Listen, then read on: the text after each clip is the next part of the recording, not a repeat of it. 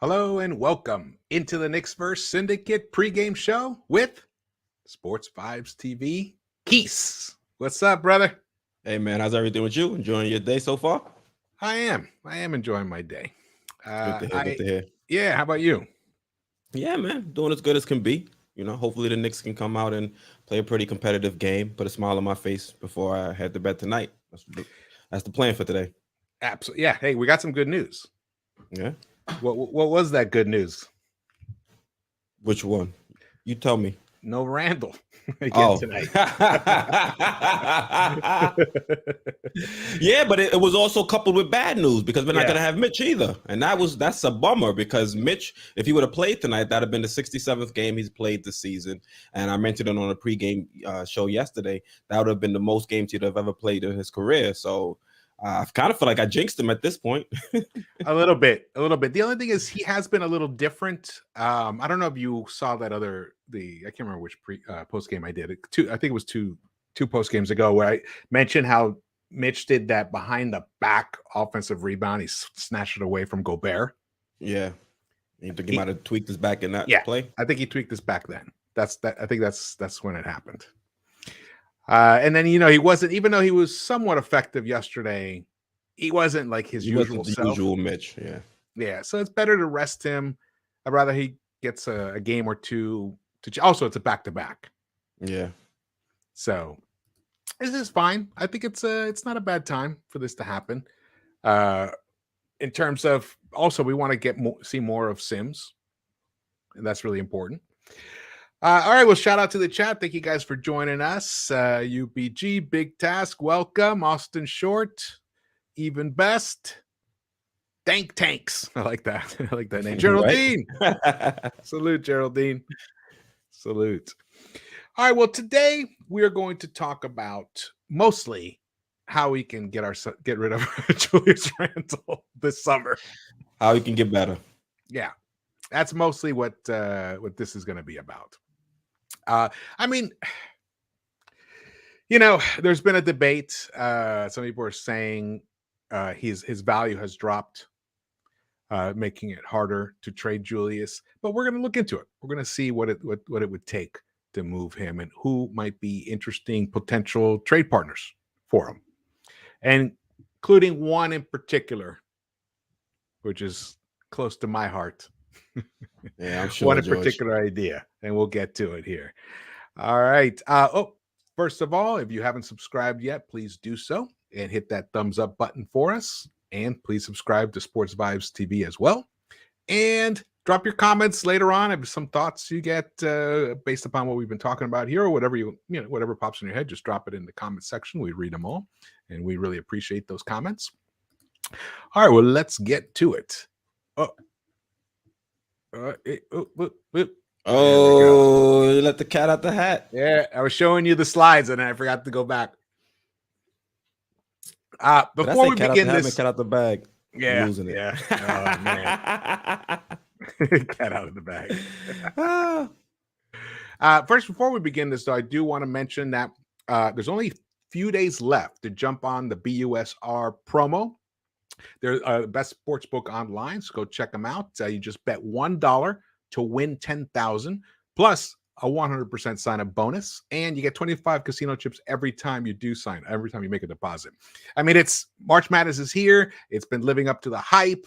Exciting games. Get in, bet on the action, and give yourself a chance to win this $10,000, which is only 3 days left to sign up for it. It's easy.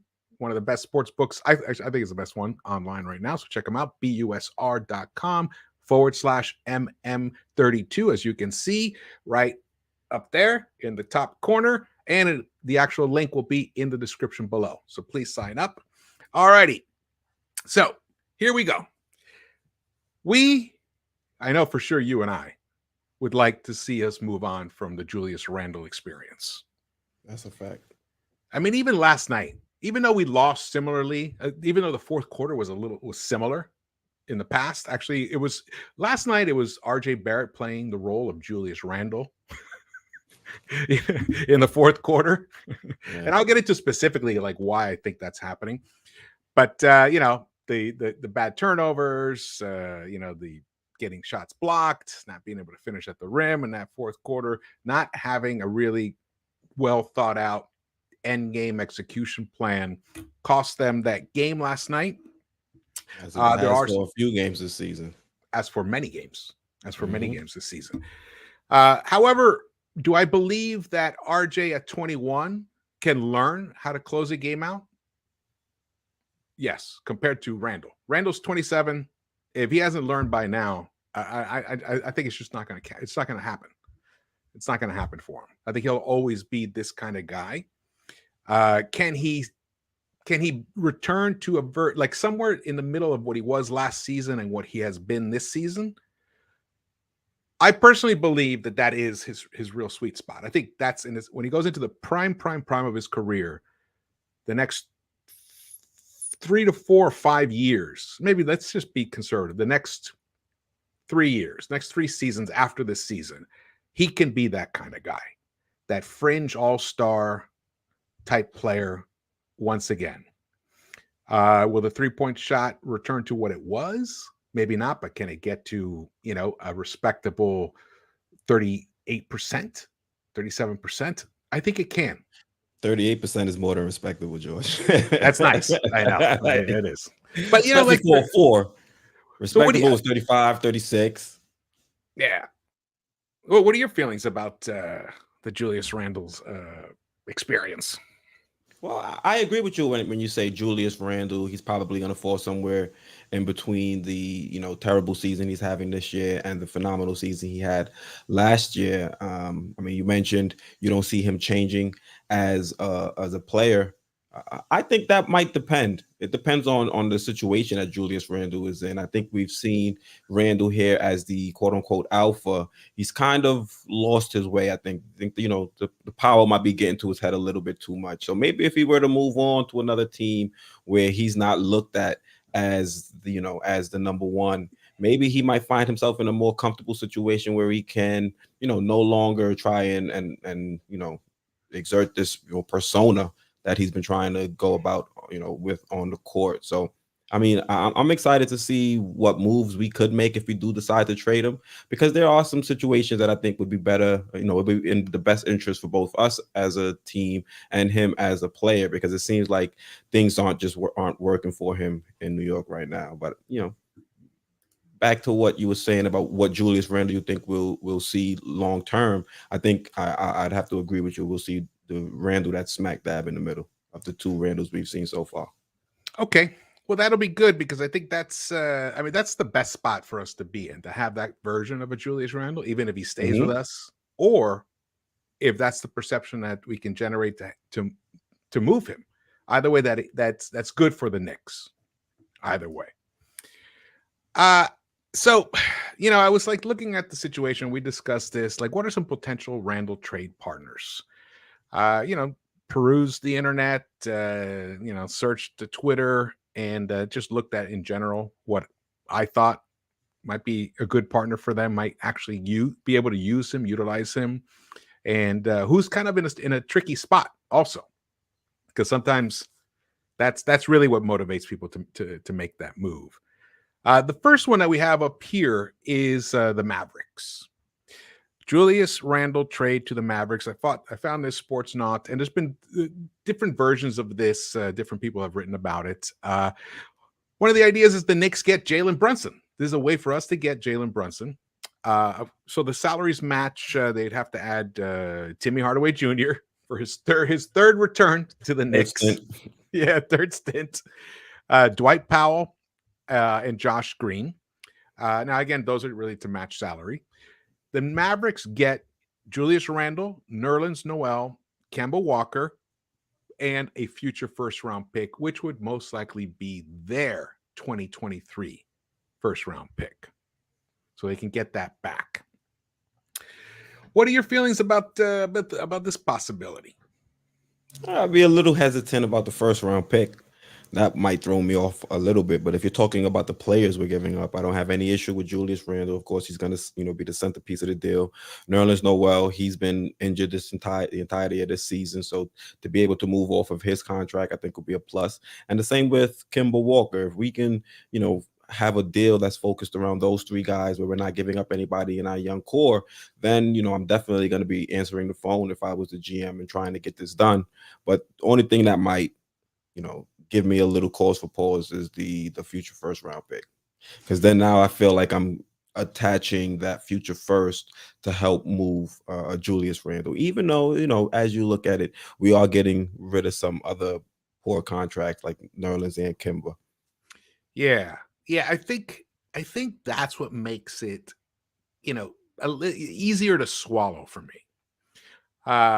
Getting rid of the Nerlens contract and the Kemba contract. Those two guys, that's a lot of money for us to be able to get rid of. And Timmy, obviously he's an effective 3-point shooter, but we can turn Timmy around, and Dwight Powell, trade them elsewhere. I see them as having value in a secondary or tertiary trade. So yeah, the first round pick would be the tough one to give up. However, we have theirs. So it would basically be theirs that we'd be giving them back. So I don't know. I think it'd be an interesting. It could be. I mean, this could be nice. And the nice thing is, we keep Cam Reddish in this scenario. So we'd have Reddish and Obi as our power forwards in this situation. Another year of RJ, year 4 of RJ, the All-Star year of RJ, and Jalen Brunson comes in to help organize it all. This could be a nice trade. This could be a win-win for both parties. The Mavericks traded away Porzingis. They need somebody else on that team that can create some gravity on that court and maybe make life a little bit easier for Luka. Yep. The 3-point shot would have to return to some level for Randle and for the Mavericks for this to really be a nice trade for both parties. Like you were saying, I was saying 38%, 37%. But even if it was like a 35%, 36%, it's just enough to make him dangerous. Yep. So that Luka can benefit. Defenses have to keep attached to him. Exactly. And it's his hometown. Yeah, true. And we know, the Mavericks have a big boner for ex-Knicks players. Yeah. I mean, we've got a former Knick right there in Tim Hardaway Jr. Yeah, exactly. Nice little fun fact. When he was a rookie, he actually lived in the Bronx. Oh, yeah? Oh, I didn't know. Yeah, over in Riverdale. Interesting. All right. Well, shout out to the chat. Thanks, Lex, for holding it down. Best mod around. Facts. Hit that thumbs up. Prezi the boss. Prezi suggests a second-round pick.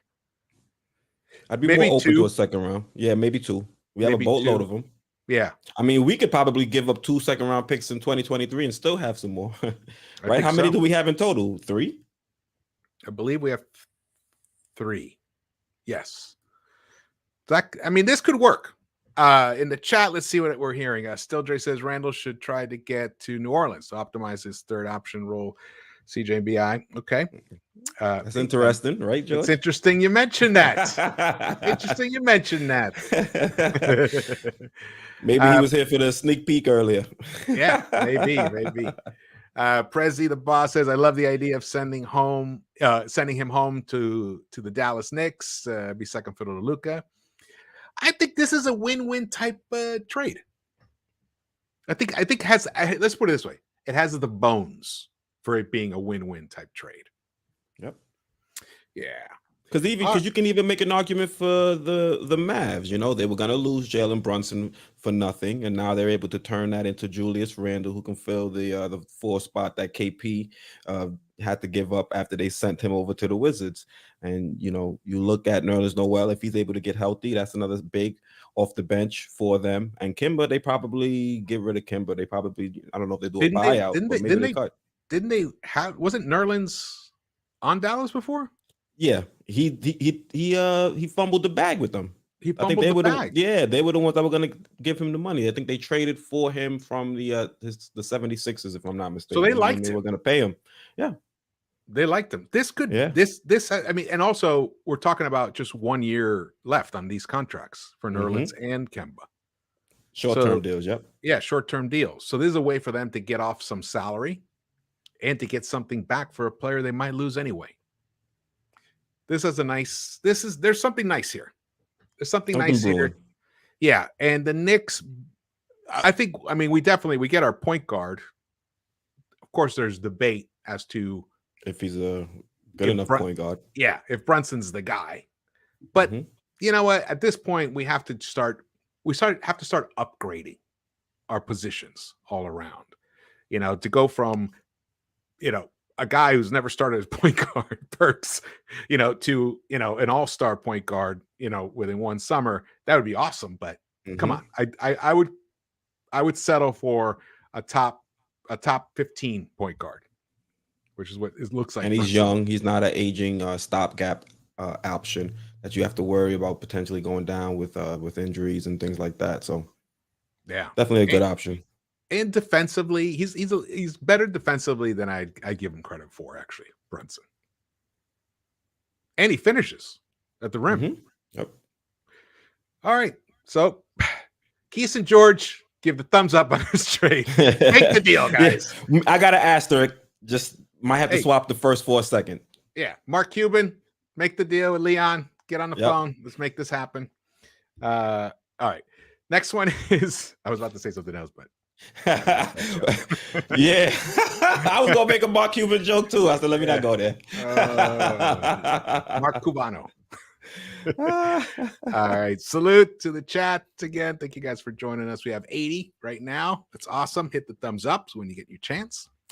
Okay. The next, next team is the Los Angeles Lakers. Now this one might hurt a little more.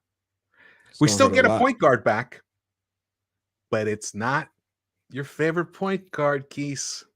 Might be my least favorite point guard. Yep. So the idea is here. I mean, you throw it out. You throw out the trade idea that's been discussed.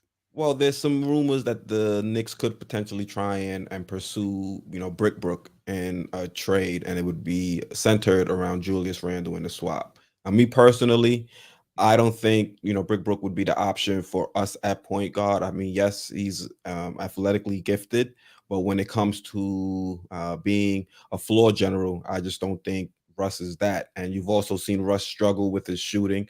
I mean, he's had some shots that have been way off this season. And, he's another turnover machine. So I personally am not a fan of Brickbrook running the point.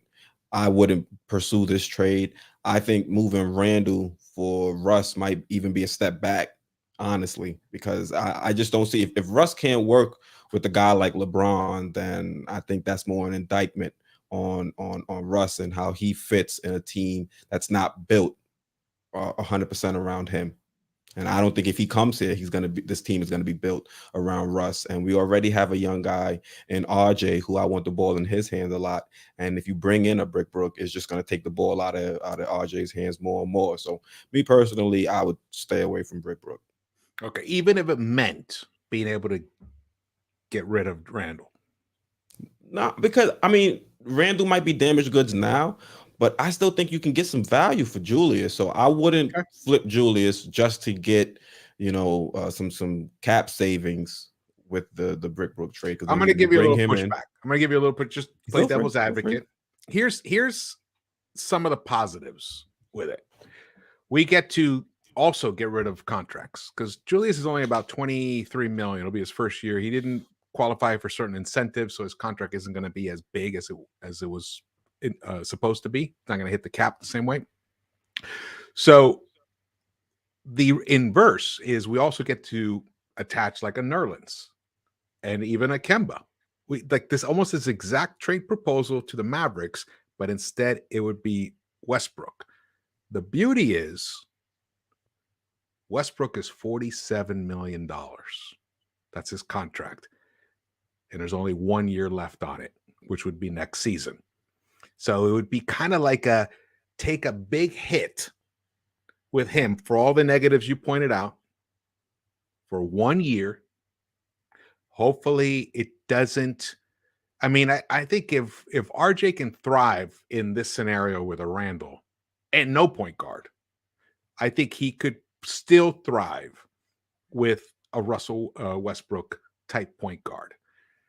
And potentially there is a chance that this year that Russell just had is not really like he still has. Because I heard actually it was on with Macri, Channing Frye was on, and he said he thinks last season's Westbrook is still there in him. It just didn't work out in LA. It's just a bad fit. And remember, LA is Russell's hometown. Yep. So there's a lot of that intensity. He thinks like a fresh start again for him. Maybe he can recapture some of what he. So it's two guys trying to recapture what they were in 2020, 21, being traded for each other. Not an ideal fit. Depending on what other draft picks, maybe the Lakers, maybe we don't send the first here, but we're the ones receiving the first in this scenario. I'm not totally against this. It would be a last resort as far as I'm concerned. I didn't make a full slide for you guys just in case because we're running out of time. I have other slides for something else specific. This is just to go through these topics. So I'm like last resort. That's how I feel about this. Yeah, I mean, you said Russ is an expiring deal, but so are Nerlens Noel and Kemba Walker. We'd get the same. Randle's not. Well, Randle's not, but I'm saying you can move Randle in another deal where you get more value. $47 million out for next, but not this season. Next season's next year's free agent market is going to be a lot better. I hear you, but I still think Randle has value. So I don't want to attach a Nerlens Noel and a Kemba Walker to bring in a guy like Russ when we're going to get that freedom and cap space at the same point in time anyway. And I can probably still move a Julius Randle somewhere else and bring in a piece that I think will be, that'll fit more cohesively with the unit as a whole. So you bring in Russ, you bring in another Julius Randle almost, but this time he's a little bit smaller and he's a point guard. That's the only difference, honestly. And if I can go out there and maybe move some of those other guys out for some role players that can come in and continue to build with this young core, I'd rather go that route than bring in such a big figure like a Brickbrook and then have him potentially take over the locker room, the same locker room that I want the young guys to really start, stepping up in, like an RJ. And, even Quick, if he's going to be running point, I'd like to see him be a little bit more vocal out there as well. Okay. All right. I mean, I look, it's the last resort for me, but I'm not, I'm so desperate to move us off the direction that we're headed in, which is just living in the lane of mediocrity at best. We actually got pushed out of the mediocrity. we lived in it for the majority of the season, and now we're out of it. Yeah. We're solidly in 12th place. I mean, we make the move for Russ, we still gonna be super mediocre next year. Yeah, that's the thing. But Randall's here with us for an additional 4 years, so that's the thing. But even still, I think Randle is somewhat salvageable. So even if I were going to move off, that's more hopeful talk about Randle than I've heard have in a while. Remember, I said I want Tibbs to be out of here, so at least we can have another coach to see if they can take the reins on a Julius Randle. Julius Randle still has talent; he's a talented player. His mind's not right. For what reason? We don't know. We're not in his personal life. It's not for us to meddle, but something's not right. And we're seeing it with the outbursts on the court. So, that's hurting his value. But I think if we could bring another coach in here that's not going to continue to enable him, then we might see a better version of a Julius Randle. That's why I don't want to give up Julius Randle for nothing, because I think if we trade Julius Randle to another team and he gets to a coach that can work with him and put him in the best position for him to succeed on whatever new team, then you might see that Julius Randle we're talking about, where it falls in between the Randle we saw last year and the Randle we have this season. So I don't want to give up Randle just to free up the 4 years. If I'm going to move off of Randle, I want value, because when they were building this roster, I'm sure they looked at Julius Randle as a major asset. So I'm not trying to move off from him unless I can bring someone of pretty solid value in return. You look at Brunson in that deal, we moved off of Julius Randle, and at least we brought in a solution at point guard that we need and that we think fits with the unit. So that I'm willing to pursue. But trying to bring in a guy like Russ, who I don't think really is going to fit here. And then you talk about the media and the hoopla. Wait till Russ starts getting into it with people, and that's circulating around Twitter. That's just more drama with this team, which we don't need. Yeah. All right, so there you have it. I'm on the fence. I'm open to hear more about it. Definitely not a thumbs up on it the way I am about the Mavericks idea. But Quis is a definite thumbs down on a Lakers Brickbrook idea. All right, the third one here is yours. The Trailblazers? It's a Quis special. Well, yeah. Right here, for you guys, right here. You got a Quis special right here. Well, you look at the Trailblazers, we don't know what they're going to do with their future, if they're going to continue to try and build a contender around Dame Lillard. And if they are going to try to do that, I think you pair Julius Randle with him, then Dame will have that big that he probably hasn't had in his career on Portland that can really play with him and be somewhat near that level of play. Dame Lillard, of course, is better than Julius Randle, but you look at some of the bigs that Dame has played with, and you could argue that Julius Randle is much better than them. So I think if Portland is trying to go that route, maybe we could reach out to them and see if they'll be interested in a deal. That's my thought process. There's already been rumors that they're interested in a Jeremy Grant. So maybe if we pick up the phone and let them know Julius Randle is available, that might be an avenue they'd want to pursue. Yeah, I mean, other than Grant's 3-point shooting, Randle's better in everything else than Grant. A much better player than Grant is. And he's been doing it for longer. So I think if I were the Trailblazers, I would be more interested in pairing, like you were saying, Julius with Dame than a Jeremy Grant with Dame. Yep. I think might be better than hitting reset too. If they don't want to trade Lillard, and you look at the roster, it's kind of barren right now. Bringing in a Julius Randle might give them a nice jump start. Yeah. And you got a coach in Chauncey Billups that is a champion, won a championship. Who Randle's going to listen to. Randle will listen to. He's also a point guard, so he can talk to Julius Randle as if he was his point guard out there on the court. He's going to be playing with a guy like Damian Lillard, who's a superstar point guard in this league. I think that's a good environment for Julius Randle. And Julius Randle says he trusts the front office. Well, maybe he'll trust the front office to find him a nice landing spot. And I think Portland would be that spot. And it's close to LA. I think his wife was mentioning that they liked their time in LA, so it's close, and then they can vacation there whenever they want. Yeah. It's it's like a 2-hour flight, hour and a half, an hour and 45-minute flight. It's close, but not that close. But it's on the same coast, at least. Hey, that's people major. Go from New York to Miami every weekend, bro. Exactly. It's at least that close. Exactly. So what potential trade can you foresee with these two? With the Trailblazers? Yeah, with the Trailblazers. I mean, it all depends what route they decide to go.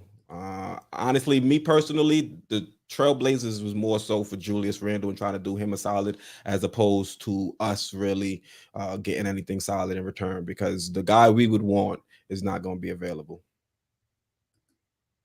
All right. I think, originally there was talk of maybe them trading Anthony Simons. Yes, but he's not going to be available. I think he's already mentioned he wants to re-sign. It seems like the Trailblazers, they shut him down. They want to re-sign him. So in a perfect world, we'd be able to include, Julius in like a sign and trade similar to a Brunson deal. But yeah, the likelihood, I guess, is slim. But you can always cross your fingers and hope. K Sings through this name is because it's the name I was thinking about too, Josh Hart. Oh, you want Hart? Over? Yeah. I mean, not over Simons. If we could get Simons, of course, I would take Simons any day.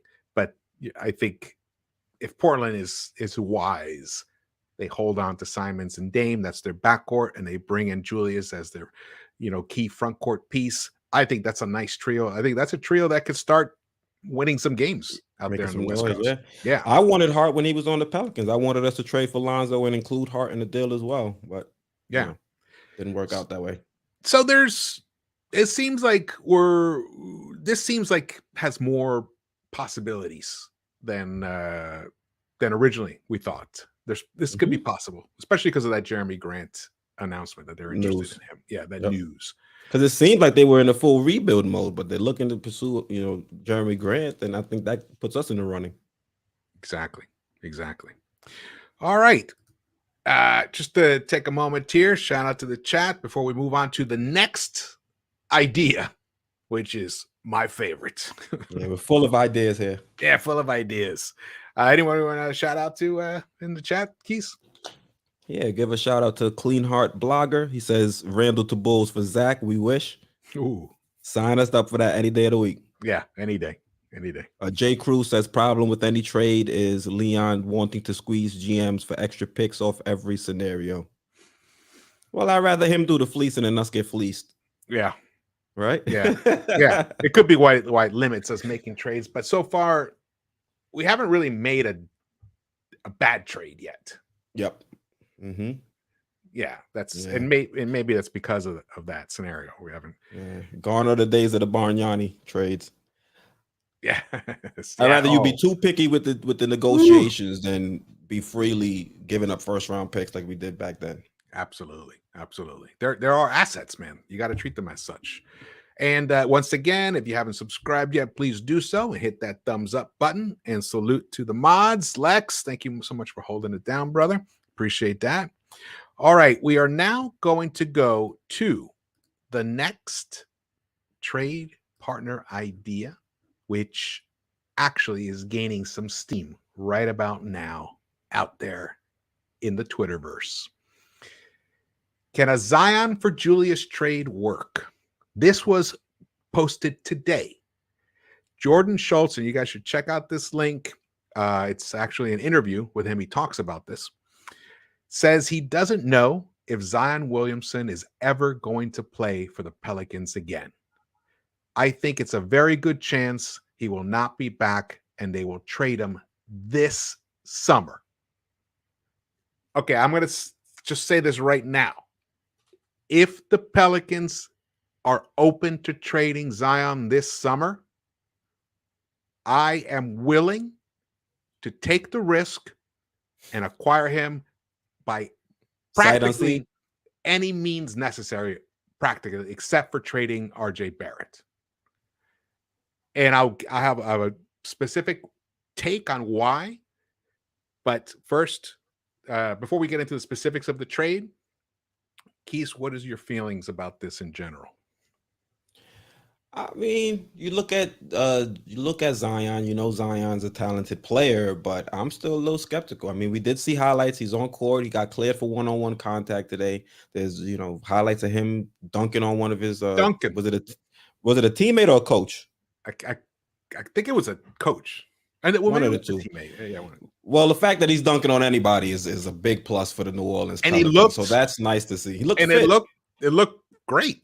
Yeah, he didn't look out of. He didn't look like he was in tip-top shape, but he didn't look like he was overweight or anything like that. So that's a positive.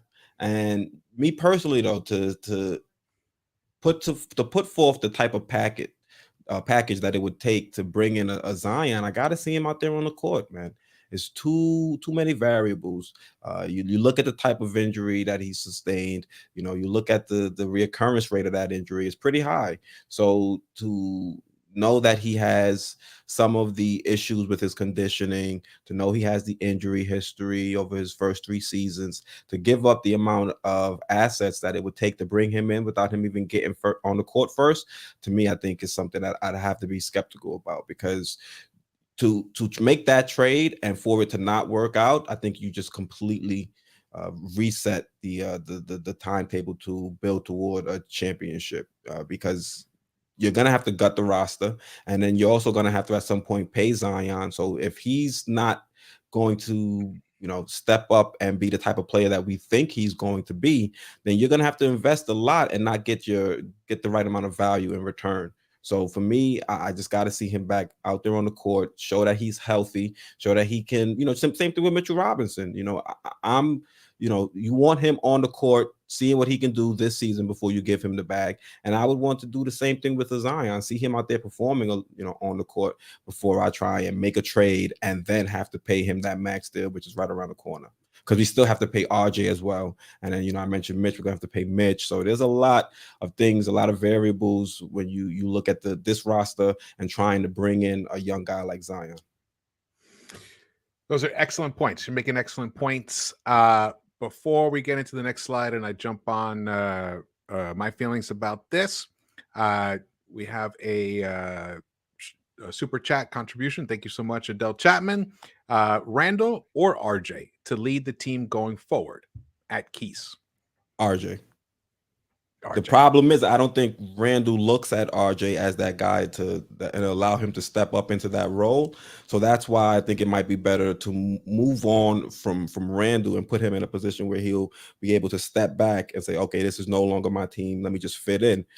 If Randle had the mindset where he was trying to fit in as opposed to making everyone around him try to acclimate to him, then I think we'd be in a better spot. But, hopefully if we can get in a new coach, maybe they can talk to Randle and get him in line, and then we can see RJ start to blossom. But also somebody mentioned, I think it was JJ, talking about RJ's, inefficiency. And that's something we have to keep an eye on as well, because what I don't want RJ to do in these last few games of the season is turn into a high volume scorer. We don't want to see too many of those 22 to 25 field goal attempts in order to get his 20.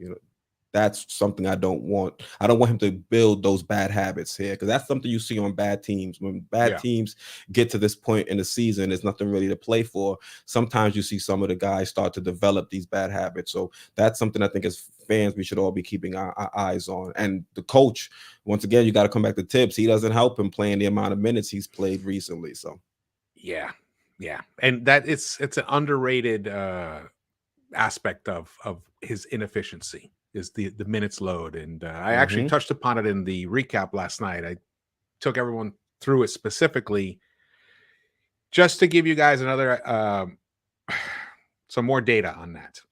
Let me pull this up here. In terms of all right, anyway, since New Year's Eve, in the past 12 games, RJ has logged more distance than any other player in the NBA. Not only more minutes, but more distance. Because what has he been doing since New Year's Eve? Defense, yes. And then on top of that, offense, been running offense. But what's been the primary way for him to get points? Oh, getting into the paint. Exactly. And the way he has to do it, because he doesn't have the blazing speed, right? So he's encountering resistance a lot of the time. And it takes a lot of tremendous energy to go up and constantly attack that paint. And it's helped him because he's gotten a lot of free throw attempts. But the wear and tear on the body throughout the course of a game is brutal. It's brutal for a guy, for anybody. Now, he is 21, so of course he should be able to handle it more. Yep. But he has also averaged over 40 minutes a game for the past 6 games straight. Not just average. He has actually played 40 minutes or more in the past 6 straight games. So his fourth quarter drop-offs lately, in my opinion, are directly attributed to him doubling the amount of drives that he's had into the restricted area, into the paint since New Year's Eve, and which coincides with also the amount of minutes he plays, which then equals tremendous miles. He's got miles on those legs that he's playing in every game. So as the game wears on, he gets more and more tired, which is why last night I was so pissed that Thibs brought him back in so early. He brought him back in at the 9:50 mark. He should have waited till like 6, give him another 3 minutes. How different that whole end game might have been. And not only that, when RJ starts to cook and defenses start to adjust, Tibbs doesn't make any changes. He doesn't make any adjustments to try and make life a little bit easier for RJ. You still have RJ. They start to pack the paint, and the team is still trying to get RJ to run right into traffic and try to make something happen magically. But it's not going to change until we get a new coach. That's why hearing that Tibbs was going to, be retained was definitely a bummer. Yeah.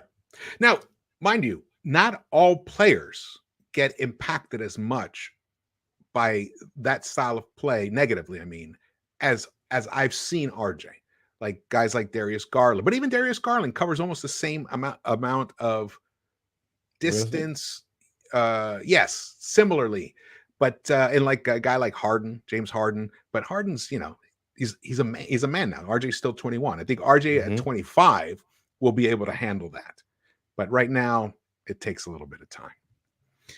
All right, we're going to jump into this. Now,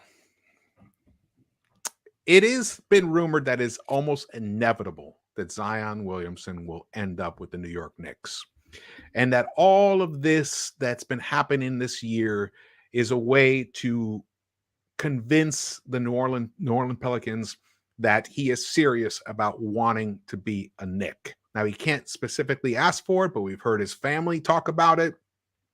We heard the interview of him like just lighting up like a kid in a candy store, like a kid in a toy store at Christmas time, about the garden. Remember how happy he was? Yep. Oh, man, I'm glad you asked that question. Remember that? Yeah. I love what he said. Yeah, this is definitely going to work right into my plan to get to the garden. Exactly. So, and I totally respect, and I have a similar concerns about his health. However, this is my point on this is my situation on Zion.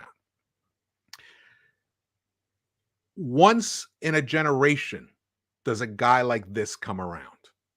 He was in year 2, after only playing 20-something games in year 1. In year 2, he was destroying the entire NBA. He was averaging 61% field goal. He was doing Wilt Chamberlain type numbers. And he also passes the ball. He also it has that kind of point forward aspect to his game that Stan Van Gundy was trying to really bring out of him, and he was pulling it off. His ability to get to the hoop, there's nobody in the NBA other than Giannis who can even come close to Zion. Like, he is unstoppable. And I've said this for quite a while. I know everyone's been on the John Morant bandwagon, but in my opinion, the championship after this season, after this year, the NBA championships will run through Luka or Zion, wherever they are. Those two guys are perennial all-NBA type talent. Once in a generation. We're lucky to have them right now together, which is awesome. And Ja's fantastic too, but Ja's little. Look at the teams that win consistently. They win consistently when their very best players are bigger guys. It's just a fact of life. There are it's very few Iversons out there, very few Isaiah Thomases out there. You usually win with a LeBron. You win with the Giannis.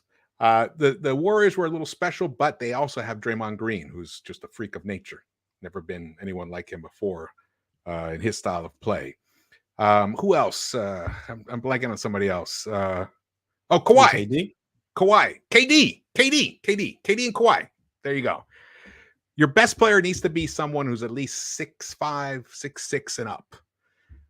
And Ja's not, but Ja has tremendous abilities. Maybe he'll win it one year. Maybe he can, if they get the right team with him. But these guys, Zion and Luka, they get the right pieces around them. They will forever be contenders because they are special generational talents.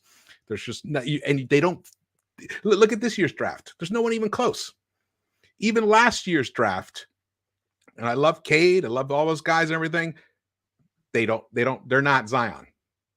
He's a once in a generation type guy. So if we have a chance to get him, I think he's worth the risk. Do you structure a contract in a way that has some kind of like an Embiid type contract, we could do that. You have no leverage, bro. You traded for him. Not necessarily. You lose all leverage because at that point, I don't think if you so. trade George, I don't if think you so. trade the assets it's going to take to bring in a Zion, you cannot let him. But we have nothing anyway. We're a mediocre team anyway. Yeah, but we have. Well, we're going to lose any ability to build in the future in order to get him because we're going to give majority of. Come on, George. You're not going to give a boatload of first and a boatload of young talent, and then say, okay, Zion, you don't want to take this, stipulation in the contract. Adios. That's not how it works. He has leverage. Hey, it worked with Embiid, and they didn't trade for Embiid. But it's still and they could have given him the most money. We don't have to sign him till next year after anyway. Yeah, honestly, once we invest that much in trading for him, that's basically saying we're going to sign him because there's no that's and I'm willing to take that risk. I'm willing to take that risk because I want to win a championship. The New York Knicks will not win a championship until we get one of the 5 very best players in the game. That I don't disagree with. All I'm saying is if you make this trade for Zion, it's going to be hard for you to negotiate all these stipulations when you just traded a boatload to get him here. I don't see why that makes a difference, though, that you traded that a makes boatload for. Because you don't boatload. Randle, we want to get rid of. Multiple first-round picks. Yeah, 3 first-round picks. Cam. So now if we don't have Zion, what are we going to do to build this team with no Zion? We don't have the picks. But because if he does, I'm saying he has the leverage. Yeah, but you're hedging more on him never being able to play, which rarely happens in the NBA. No. I'm saying I'm talking about just contracts. You're not about trading for him and the risk involved. I'm just saying if we trade for him, you said put a stipulation in saying that if you're injured, et cetera. But if once we make this trade, all the leverage is in Zion's court. But Zion has all the leverage. I don't agree that he has all the leverage. Also, number 2, he wants out. I mean, this is all predicated on him wanting out of New Orleans. Yep. So if he wants out of New Orleans, and remember the whole CAA relationship, Zion CAA, Randle CAA, Thibs CAA, Leon CAA, they're all CAA. They're going to figure out a way to make this where if things go wrong, everyone still kind of has some kind of safety valve. Yes, he gets paid, but maybe the contract maybe it's short. Maybe it's a 3+1. And the 1 is a team. You option. Talk about that type of money, man. He's gonna want his full bag, especially when you're injured. I don't think when you're you got the injury like he has. You realize that he makes more money than any other player in the NBA who's not playing.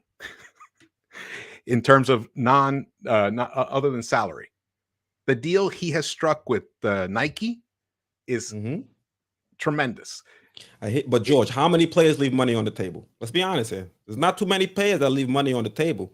The only time you really see players leave money on the table is if they're like role players or they do like LeBron, Bosh, and Wade, where they may leave $1 or $2 million on the table just to get under the cap. I will say this: Zion, almost every player that has won a championship has left money on the table.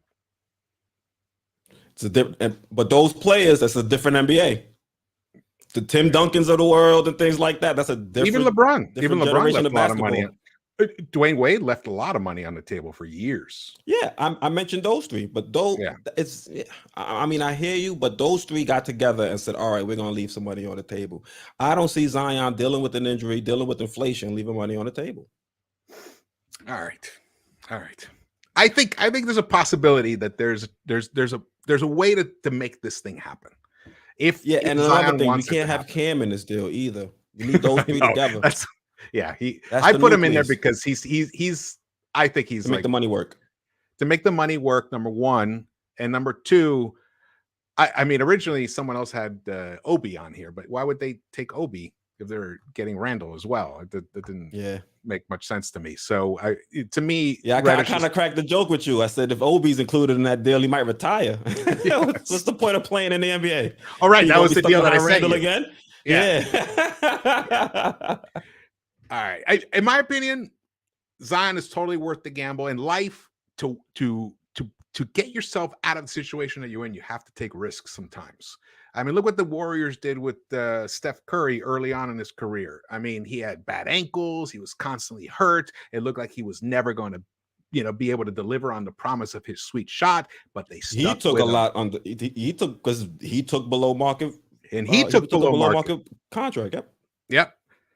But then again, he was also on the team that drafted him. Wade did it on the team that drafted him. Yeah. The Spurs with Tim Duncan on the team that drafted him. But Zion wanted Knicks to be the team that drafted him. True. I mean, he's also going to have to deal with New York taxes too when he comes over. He's not leaving anybody on the table, man. Yes. Yeah. Here's the other thing. Here's the other way that this could also work, where it's like a shorter term first contract that he signs with us, because like we talked about this, I think it was over the weekend, there's a new TV deal coming with the NBA, and it's going to increase the salary cap like somewhere between like 35 to 45%. It's going to go up that high. So he'll be getting his 45 million at some point, maybe later on. Let's put it this way. In my opinion, if the Pelicans are thinking about moving on from Zion, and they seems like they should, because he doesn't really want to be there, and they need to get something for him in return. And if they wait till next year, it might be too late. This is the year to do it, because also there is a risk that he doesn't make it back to like midway through the season next year, and then it doesn't really answer the questions that you have. Yep. Can his body handle it? Mm-hmm. So either way, the buyer is going to be taking an uninformed risk at some point anyway, unless he comes back and he plays a full season. That's different. And then but they're hedging their bets on that. So if this is something that's possible, I think Leon and the Knicks have to be all over it and try to make this happen. It also includes Randle. So it's a win, potentially a double win for us. We get rid of a guy that we know it's soured here in New York, and we get back potentially someone who could make a claim for being the very best player in the NBA in a few years from now. All right, the chat. Okay, let's look at the chat because they had a bunch of that's what I was peeking at. I was seeing what. Did you see anything interesting about it? There's a bunch of interesting things going on. Let's see. Abigail says, I would rather trade Obi instead of Cam. Yeah, it's just a matter of whether they'd be into it. I was trying to make it appealing for the Pelicans, Mm-hmm. Terrell White says RJ and Cam are off the table. Everybody else, trade anybody to get Zion. New big three in NYC. Woo! That would be just tremendous. New York, the Knicks would Kareem Grant said take Fournier. It's a good one. Let's see. Geraldine doesn't like this trade. No, that trade doesn't work. Why do we need an overweight, an accident-prone player with a coach like Thibs? One thing we can say about Randle is he has been healthy for that time he's been here. That's true. That is a risk. He has been healthy, unfortunately. Hasn't really helped towards winning this season, but he's been healthy. Didn't do shit for the win-loss. He's been around. He's been around. He's making his presence felt, though. Definitely in between the whistle. Yeah, and that's a big positive for him as an asset to be traded. That, hey, at least you're getting a guy who's, he's a workhorse. Available. Yeah, he's available. Let's see anything else. Evan Best has a pretty good one. He says Fournier is raising his value again. Teams making championship pushes could see him as a piece of their team. Yeah. Yes. Outside, you take away his defensive liabilities. You got the shooting stroke, and at times he can create off the dribble. Offensively, he's a weapon. In a role on a team. But I just think, if he can raise his value, we got to move on from him. I don't want to pay him that much. Yeah. Feel like we can reallocate some of those funds. Absolutely. All right. Well, this has been great. This has been fun to talk about this. Yeah, definitely. All right. Let's we're talking about hope, George. It's no longer talking about the bad basketball and bad coaching decisions. We need hope. We need hope back in New York. Right? The Big Apple, man. God, I love my Knicks. I used to love walking I used to live on 23rd and 7th. I just walk over to the Garden. Just buy whatever ticket they had available. sit down and watch some Good great times, huh? basketball. I also they play. It was great basketball that they played back then too. All right, well, let's get to tonight's game. Tonight's game versus the Charlotte Hornets, and I screwed it all up last night in the recap. I knew in my head that they were traveling to Charlotte, but then when I looked at the phone during the recording, it said it was at the Garden. I must have misread it or whatever, so I screwed that up. But they are in Charlotte tonight, and knowing us, they're probably playing already, right? Well, it's getting close. It's 4:04. I mean, it's 7:04. Here's the tail of the tape. The Knicks and the Hornets in the last 10 games. Hornets are lighting it up, almost averaging 120 points per game in the last 10 games. Knicks, their average is up 112. That's been highest I've seen it in a while. Rebounds per game. We're still one of the top rebounding teams in the NBA. We're leading them by 6.6 per game. Assists per game, they're leading the NBA in assists per game, I believe. They're at almost 30. We're down at 22, which is abysmal. And last night we only had 20, and that was a big thing in the fourth quarter. The ball stopped moving. Pass the ball, guys. Pass the ball. Even Thibs was barking that. Without Randle, we still have those issues. So to me, it just points even more fingers at the coach. Yes. 100%. 100%. Steals per game, we're 7.4. They're at 8.8. And blocks per game. Oh, wow. They're winning. They're beating us in blocks per game. I'm surprised by that. Well, this is in the last 10 games. I wonder how it is for the whole season. What are your feelings? Do you think we have a chance tonight? Well, no Mitch is going to be a bummer. I wanted him to show up tonight and be a beast, but he'll be out due to the back. So hopefully, RJ can kind of rebound from the tough second half, and he can play more like we saw him to start the Hawks game. If he can play that way, where he's more efficient, able to get to the basket and finish, I think that'll be a plus. I want to see who's going to step up outside of RJ. We know RJ is going to be aggressive with no Julius Randle, but who's going to be his running mate? Are we going to see Quis step up? Is it going to be, Fournier getting hot from three? Is it going to be Obi? I would love for it to be Obi to step up and be that type of guy, but we see, with the decision Tibbs made yesterday and sticking with Taj, it's crazy. If you watch our pregame from yesterday, I was like, I hope Obi doesn't have to go out there and play and have that on his shoulder, the fact that Taj is over there and could potentially take his minutes, and we see Taj the entire fourth. So hopefully Obi can. I couldn't believe he played the last 15 minutes. Yeah. He's the oldest guy in the team. Why is he playing an entire quarter? I was stunned. And I actually didn't realize that till I was actually recording. Yep. And I even thought that the screen grab that I had was incorrect. I was like, oh wait, Taj played 12 minutes. That must be wrong. I was like, I got into this whole. No, it's crazy. Right. So that's how you would have thought when he got dropped, they would have taken him out. Like, okay, yeah, this is not working. Trey had him on the floor. Somebody else. It was just a bad situation that Thibs put Taj in. He's supposed to be the energy role. And he wasn't. All those loose balls, those second chance opportunities that they got. It's possible that Obi, because Obi is active especially in loose balls, he tips the ball to somebody else, or he gets the rebound, he gets a nice steal. Taj, he's 37. There's only so much he can do. He's great in a few minutes here, maybe 10 minutes at the most. But he played 20 minutes last night. Taj should be in slacks and a polo with the Knicks logo on it. Yeah. Yes. Definitely. He should be Herb. He should be Herb Williams right now. Yeah. We appreciate your service, but enough is enough. Yeah. And the Hornets were encountering another team on a win streak. And we have actually done well against teams on win streaks. We have been the team that has broken a couple of win streaks recently.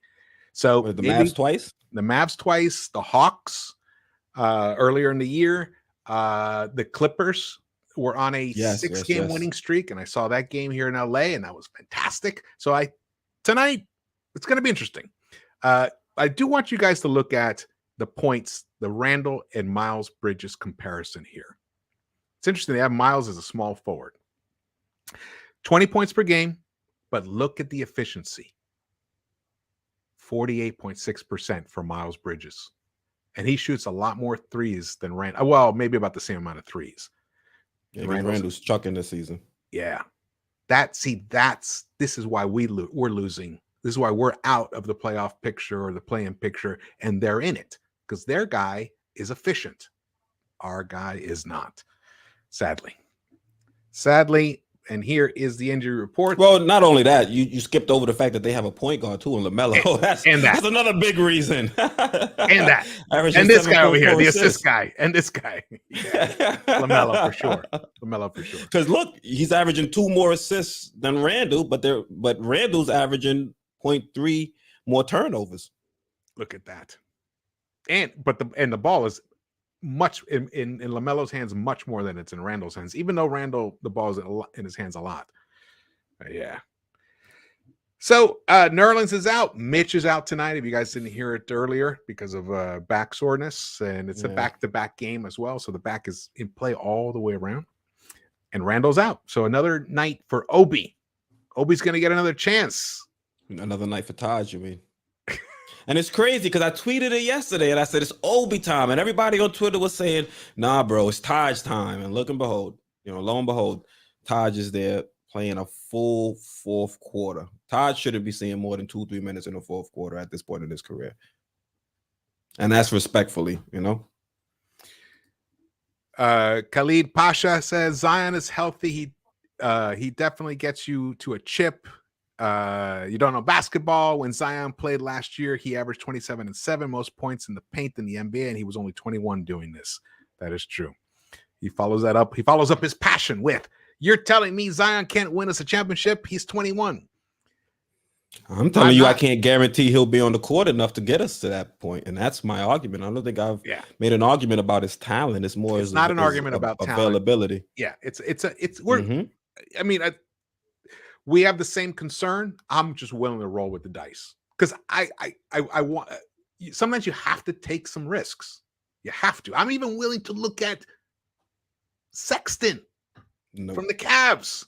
I'm willing to reopen myself up to that possibility. I'm not saying I'm in favor of it, but people have mentioned in the chat, and I've been like, you know what, I'm going to give that a consideration because I don't know if you read that Berman article about point guards, about the 3 point guards that are available this offseason. Yeah, yeah, I read it. So you have to deal with the realities of the marketplace as well.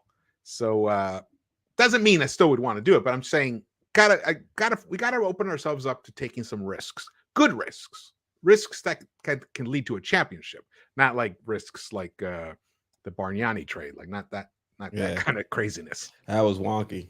Yeah. When that trade went down, I was like, why are we giving up 2? Why are we giving up 1 first for Bargnani, let alone 2? What's going on insane. That was insane. I feel like someone held a gunpoint to a. And then why are we trading in division like that? No, that did. No, not Grunwald. The other, it's with a G.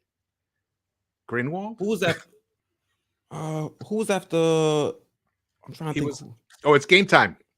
Thanks, brother Contreras. Oh, thank you. Thank you guys for joining us, man. Really appreciate the chat. It was very robust. I'm going to read it back later on because it's hard to do it while we're actually talking. But there were some great comments here that I can see. Thanks so much for Lex the Destroyer for holding it down for us. Best mod around. Fantastic. Again, if you guys haven't subscribed, please do so, along with hitting the thumbs up buttons when you get a chance, and subscribe to Sports Vibes TV. Quis and I, we alternate the pregame shows. I had them 2 in a row today because we did 2 in a row before. And let's see. Anything else? Any last thoughts?